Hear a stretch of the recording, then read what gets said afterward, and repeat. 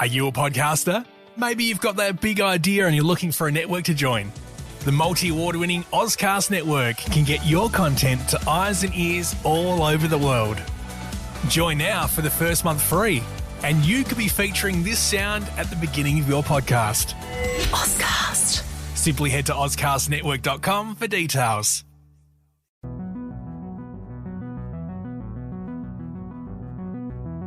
Hello everyone and welcome on the ThinkLab Mentor Masterclass podcast series dedicated to provide e-learning and coaching material to improve your skills and impact as an entrepreneur and to help you grow your business and shine. I'm Sophie Champagne, your host, and I will be interviewing the cream of the crop of our community's talent pool. Hope you enjoy it and extract the precious advice from our experts. Hello, David, and thank you so much for being the first to share your expertise for the ThinkLab tribe and beyond, I hope. So in today's episode, we will give our auditors an high-value coaching in sales and especially on cold calling techniques and how to forget that you don't like to do that, right? Got it. So my name's David Bartholomeusz and I've been an entrepreneur for my whole life. Since before I was an adult, I have constantly been trying to figure out people's problems and how I can get people to pay me for solutions, and I really like that sort of thing. I've had quite a few startups. I really like starting up businesses from scratch, as well as I've joined a number of businesses as an owner that have already been built as well. I am really quite excited and enthusiastic about behavioural science. It's something that I studied maybe 100 years ago at university. And ever since, I've always been incredibly interested in human behaviour and the way that we can influence that. And so that's made me become very well known as a very good marketer, even though I've had no formal marketing training, because I've got this consistent fascination with experimenting with the way that people respond to things. I think it's naturally drawn me together with people that are interested in influencing people, and that is very much in the scope of marketing. So I have had some successful businesses in the entertainment industry and also in the education industry, and I really quite enjoy being an entertainer as well. Okay. So that's something good. that I've had lots of fun with over my years. So I've been asked to talk about some words that I bandy around, things like smile and dial and 10 before 10 and some of these things that I tend to things I often say to other people that are perhaps a bit reluctant about talking to customers.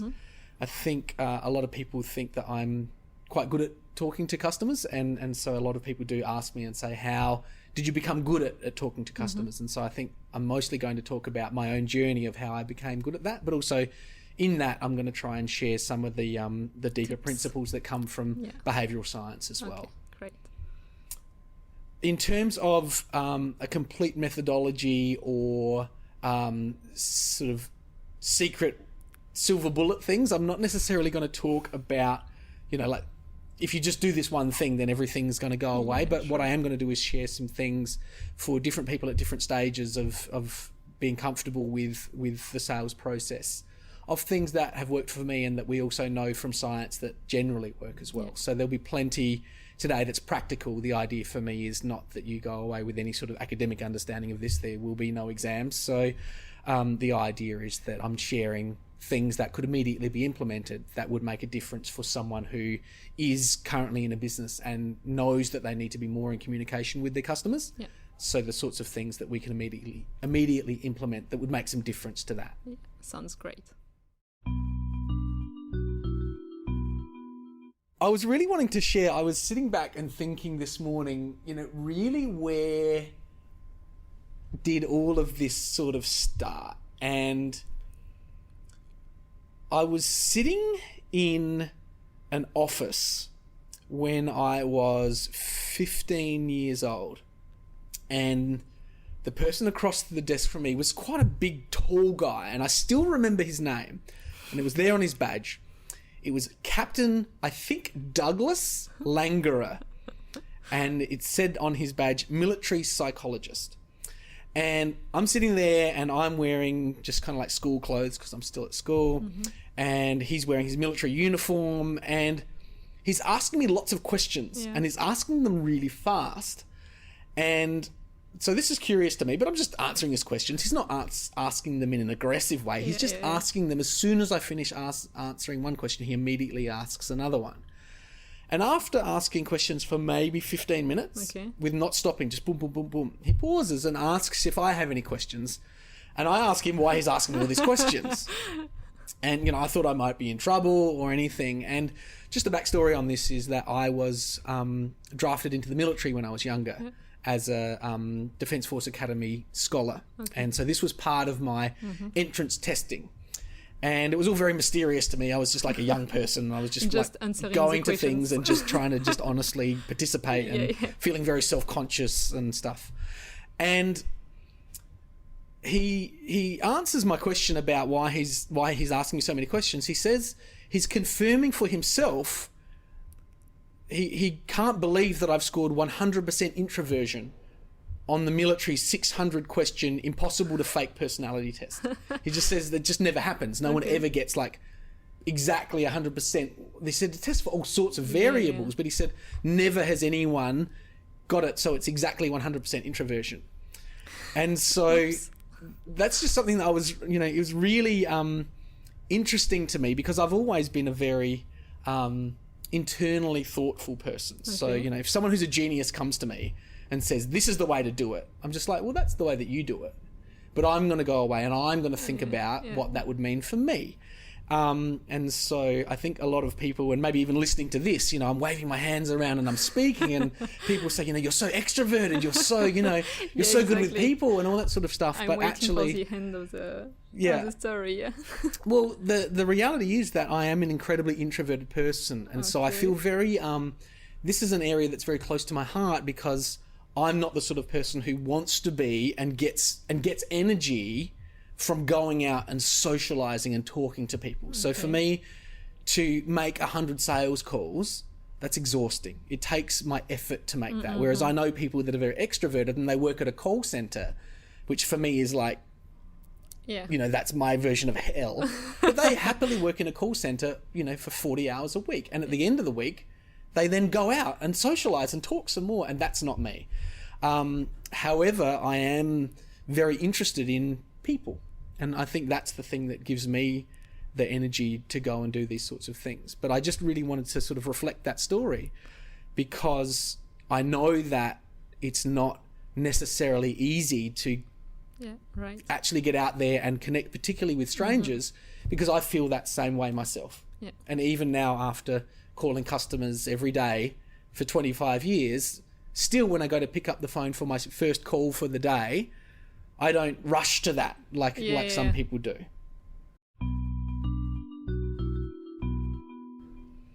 The other thing that is interesting to me is so often I'm asked, how do I move my startups to scale up so fast? And so often when I step back to think about it, the answer to that is because I can figure out what my core customer looks like very, very quickly. I seem to be able to figure that out a lot more quickly than a lot of other people.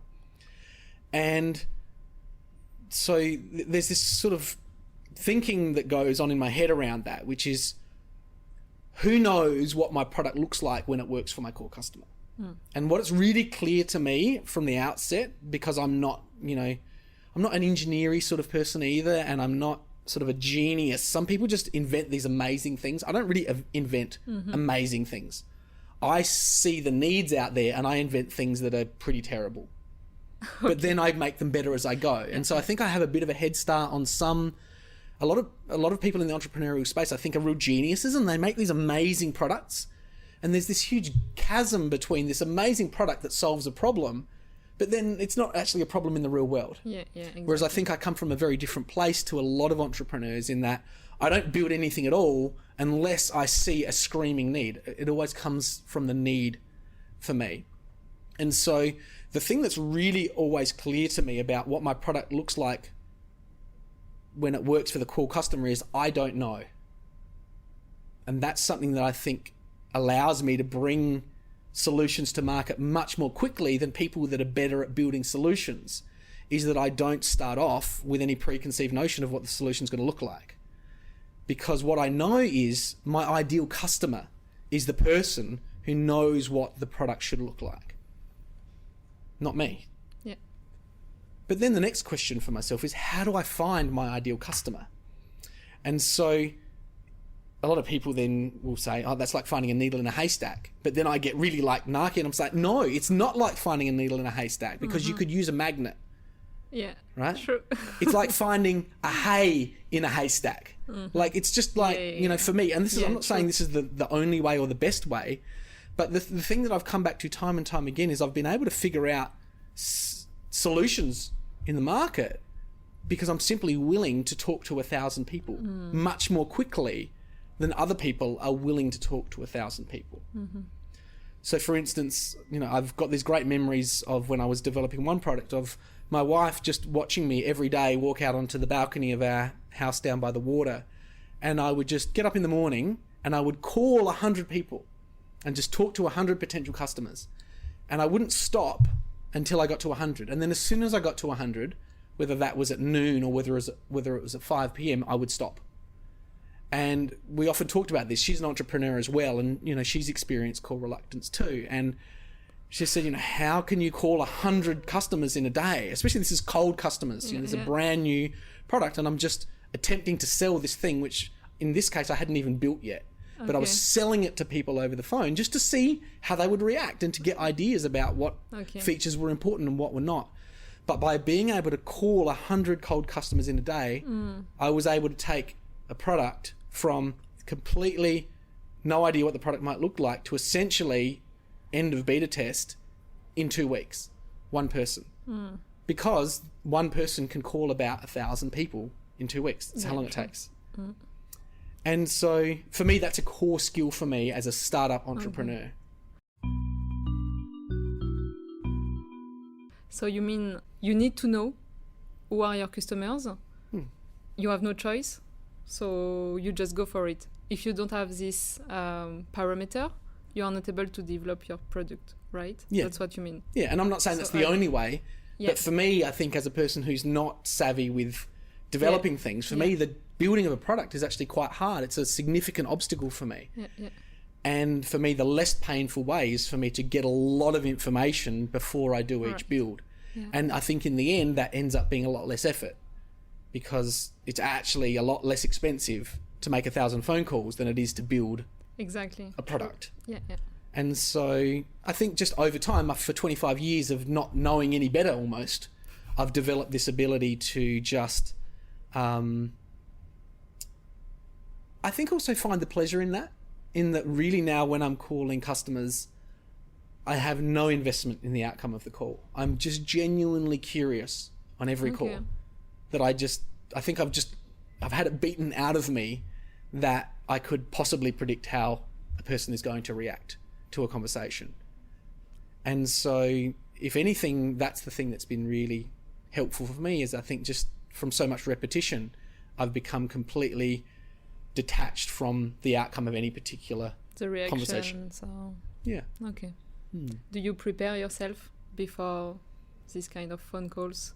I do a lot. I do a lot of preparation. So if I'm doing 100 calls in a day, particularly, or if I'm doing a pitch to a large group of people or anything, just last Wednesday, was it? No, last Tuesday, I was speaking to a group of people in Sydney, and so people were walking up the stairs into the event, and they were walking past me. I was sitting on the stairs just meditating, and they didn't know I'm the speaker because I look like a sort of derelict dude, and some of them knew me because they knew my face, and so I meditate, and then also I sing as well to energize my body.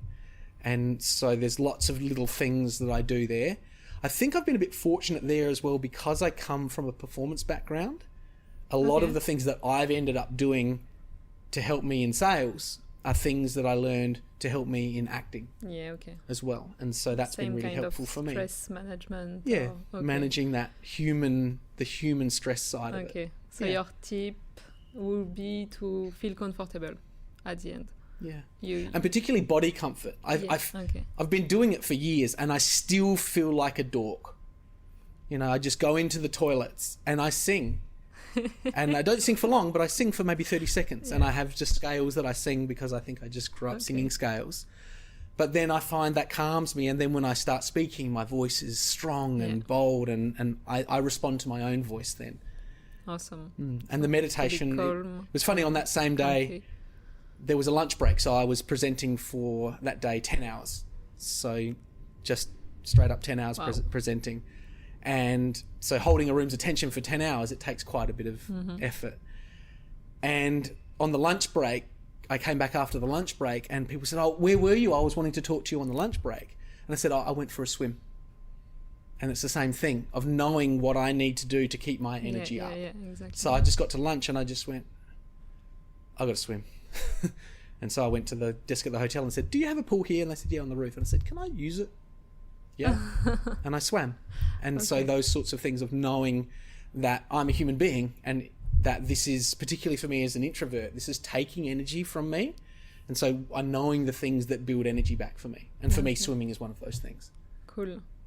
Great. And in terms of energy, you were talking about smiling also when you do some calling. Yeah. So that's certainly for me, that's a standard procedure for me. So you might have noticed before I started speaking into the mic, it's just there's a thing called smile and dial. And so there's and this is well documented, this link between the facial expressions that we have and how we feel inside. And so for me, for every call, taking the time to finish the call and just take a breath and then just putting on this big ridiculous smile and just that. And even when I do it now to you, I feel the way that that's changing my hormones in my body and the endorphins that come through and how it's just sort of chasing away the cortisol and having the presence of mind. But also I have, when I'm calling, I have all these sheets of paper around me that have all the call script and then my actions between calls. I really try and I know I'm going to get emotionally activated by the call, and so I have these checklists that help me kind of save me from getting into a downward spiral of that call didn't go well or that wasn't what I expected or any of the sort of things that we can bring into it. But certainly it's shocking to me how effective that one thing can be, to simply force myself into a smile. And the other thing I love about Smile and Dial is that the harder it is for me to smile, the funnier it is that I can't smile.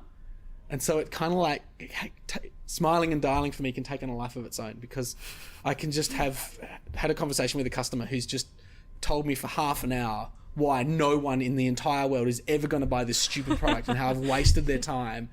And I'm kind of sitting there going, well, why are you still on the call? Like, why are you talking to me? But I just let them talk because I just need to talk to 1,000 people to get the data that I need. But I come off the call and I'm just like, okay, smile. And it's so hard to smile, but then it becomes funny that I can't smile, and then it makes me laugh. And then I'm just like, this is ridiculous. You're having fun, and that's great. Yeah. Okay. And do you have some targets when you enter this exercise of cold calling? Do you put yourself a target like, okay, I don't stop until I've reached, I don't know, 10, 100 persons? How does it work? How do you do? So for me, I really like, there's a thing called 10 before 10. And I find for me as an introvert, like I'm not so interested in how many customers I call today. I'm interested in how many customers I call before I die. Okay. Because I'm an entrepreneur for life. Okay. And so I'm not so interested in kind of setting this, huge milestone and then smashing it and run, that's more like an extrovert thing, right? To smash the target and run around and like chest bumping everyone and, all that sort of stuff. Targets. That's not really my style. But what's really important to me, or what I know in my heart, is that if I communicate with 10 people that are important to my business every day, then over the course of 50 years, my business is probably going to do better than other people's businesses, because I'm in the habit of just doing that bit of communication. And so there's this idea that if I call 10 people before 10 a.m, then first of all, I've probably done the most important thing for my business at the start of the day, which is to talk to actual customers. Yeah. And then at 10 o'clock, I've called those 10 people. And that's kind of got me also into, first of all, a customer-centric mindset, but also it's given me some new inputs so that I'm not going at that day with the mind that I had from the day before. I've got new customer inputs as well. And so this idea of 10 before 10 for me is really big. Yeah, okay. And then you can focus on something else. And then I can go and do my nerdy introvert stuff for the whole rest of the day. Whereas I think what a lot of people do is they know that they have to do calls and they put them off until 4 o'clock. And then they're too tired. And also, the other thing that's really cool for me is that, and I've done testing with this because I've had some big companies where we've called people at all hours of the day, is that there are better times of day to be having a conversation that goes well with people. And so first thing in the morning is it's not the best time, but is one of the best times to call people and actually have a good interaction. Whereas when I'm calling other people at 4 o'clock, they've been doing the same thing as me. They've been putting off all their things and they need to do critical things between 4 and 5. Whereas at 9 o'clock, most people are checking their email or Facebook or just waking up. And so I feel, and we've got data on this as well, that people are much more likely to have a positive interaction, even if they hate your product, earlier in the morning, particularly before 10, and then it's kind of a little bit of a down, and then once again after they've had their morning tea. And that's I think from memory, that's the optimal time to call people, is actually after morning tea. Good. But the optimal time for me to be calling people as an introvert is first thing in the morning. Because if I do it then and I get in the habit of doing that every day, then I'm moving myself in a good direction. And you're doing it every day. Yes. So that's the idea is to, so my call scheduling is all in that morning block to do those communications. And I still don't like it. I'm just like, calling people. But then I start calling people and then I get into the flow and then it's just fine. But still I experience that reluctance every single day. Okay. Even to call my business partners. I have core reluctance to call my business partners. Oh, really? Like, figure that out. Oops. Yeah. But it's just that I'm an introverted person and I don't, I would rather be with my thoughts than have all this input, but I know it's so important. Okay. All right. So first you need to relax, then smile and dial, and 10 before 10. That's for me. They're some of the biggest ones. Yeah. The other thing for me is being disciplined with call scripts gives me good data as well. And so for me, I can treat calling like it's an experiment. So I'm not trying to get people to say yes. I'm just trying to get people to give me honest answers. Yeah. And so when I have the call script and it's really well thought out, it's almost like an experimental methodology. I'm leading people through this process. And so I'll use my first call script, I'll just make 10 calls. And then after the 10 calls, I can then compare the 10 responses to the call script and I can refine the script. Okay. And then I can make 100 calls with that new script. And then I can then go and have a look at the data from the 100 calls and I can start to see where the script is weak and where it needs to be improved and where the script is quite strong. And then I can make the third iteration of that script and call 1,000 people with that script. And so then instead of trying, then my mind's focus shifts from, I need to get people to agree to purchase orders. I stop thinking about that and I start thinking about how much better is my call script going to be in 10 calls time or 100 calls time or 1,000 calls time. I'm going to be building this amazing call script, which then I can look my sales team in the eye when I've just got 18-year-olds just ringing. I can look them in the eye and I can say, I know this script works because I called 1,000 people myself and I built this script myself. And when I say that to young salespeople, and when I say that to my sales manager who's managing the people and saying, the script doesn't work, I can say, no, I know the script works because I built this script from scratch with a mobile phone sitting on a balcony. And for me, as the entrepreneur, that's incredibly powerful. When salespeople know that about me, that when they're getting a script, that yes, the script can still be improved. I'm still taking data. I'm getting lots of great data at that big volume, but it's a proven script. It's been tested. And it gives self-confidence to your sales team, I guess. Yeah, to say, follow the script and work through it. And then let's all meet together. And if you've got any ideas about how the script can be improved, that can be compared to real data that we have as well. Because some people will come back and say, oh, I think the script should be done like this. And then we can look and go, oh, we haven't tried that. So let's do a test of 1,000 calls with that new scripting and compare it to the baseline. Or we can say, oh, we've already tested that baseline here and it was a weaker performer than that script. And they're like, huh. And I think for a lot of salespeople, for good salespeople, that can be really quite comforting. to know that this is not just some random entrepreneurs, this should work. It worked for me, it should work, but let's be data-driven about this. Yeah. Okay. It stops a lot of arguments as well with salespeople, because I can just say, oh, you want to try a completely different script? Cool. You draw up the script, you've got 100 calls, I want you to come back and show me the conversion data from those 100 calls. Yeah.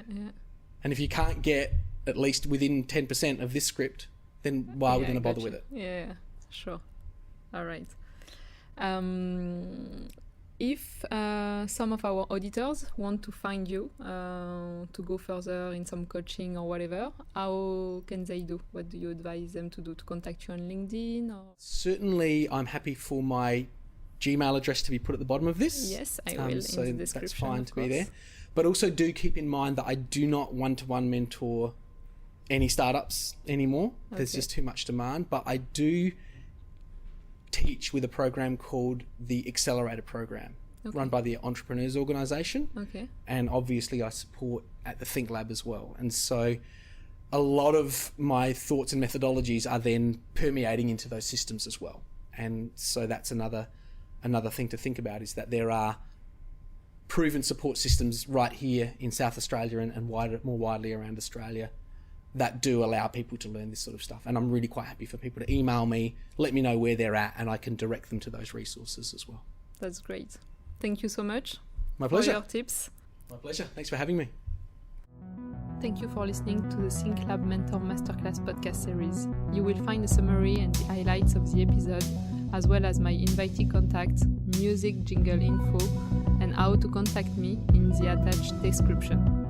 Please share this episode if you liked it, and do not hesitate to touch base with me for any question or invitee suggestion. Catch up soon for a new inspiring interview. See ya!